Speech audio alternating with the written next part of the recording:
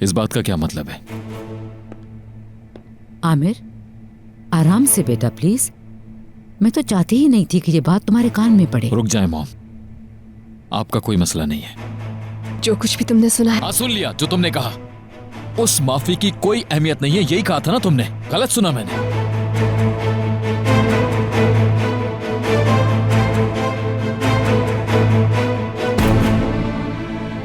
आमिर बेटा तुम इजी हो जाओ प्लीज। मैं इस घर में मजीद और कोई टेंशन नहीं चाहती। और बार बार मत कहो माफी मांगने के लिए, बात खत्म करो। तुम किस किस्म की लड़की हो? मैंने कुछ भी नहीं किया है आमिर।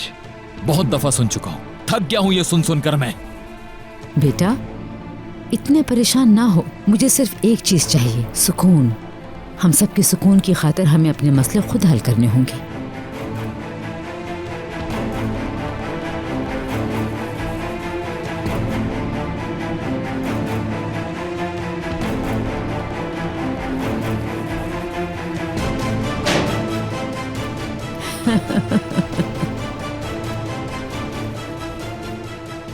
सुनो लड़की, अभी तो सिर्फ आगाज है।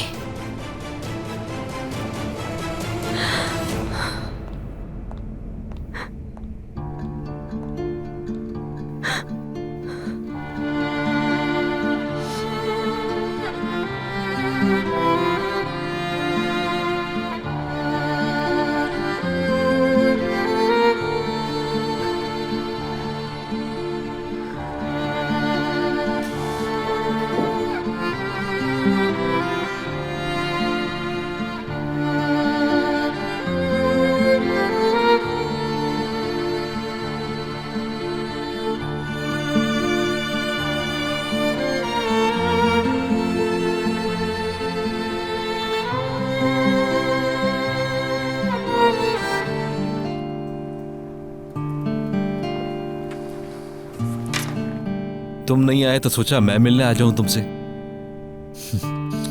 मतलब ये कि तुम मेरी जान कभी नहीं छोड़ने वाले। टाइम दो ना हमें। जरूर दूंगा सफर, बिलीव मी। आमिर,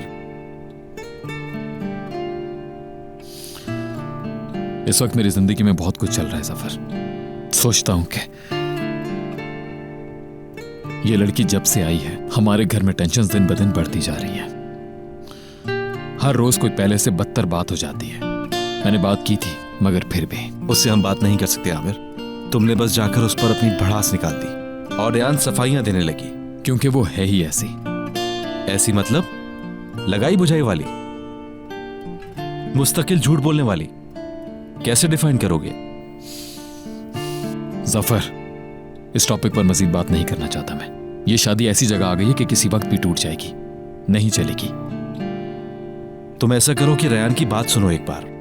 तुम असल बात जाने बगैर उस पर गुस्सा हो जाते हो। आ जाओ।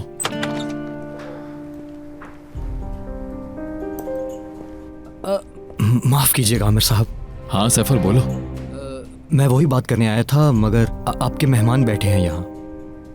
मैं फिर आ जाऊंगा। रुक जाओ, मैं निकल रहा हूं। कंपनी में इंपॉर्टेंट मीटिंग है, 1 घंटे में मुझे वहां होना है।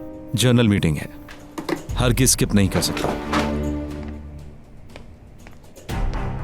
आओ सफर, बैठ जाओ।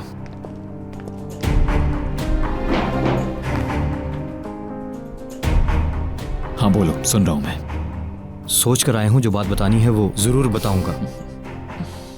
आमिर साहब, आपके बाबा को रेयान मैम और जावेदा मैम के झगड़े की बात निगार ने बताई थी। क्या मतलब? यानी रेयान मैम ने आपकी अम्मी की शिकायत नहीं की। हिकमत साहब को बताने वाली वो नहीं थी बल्कि निगार थी।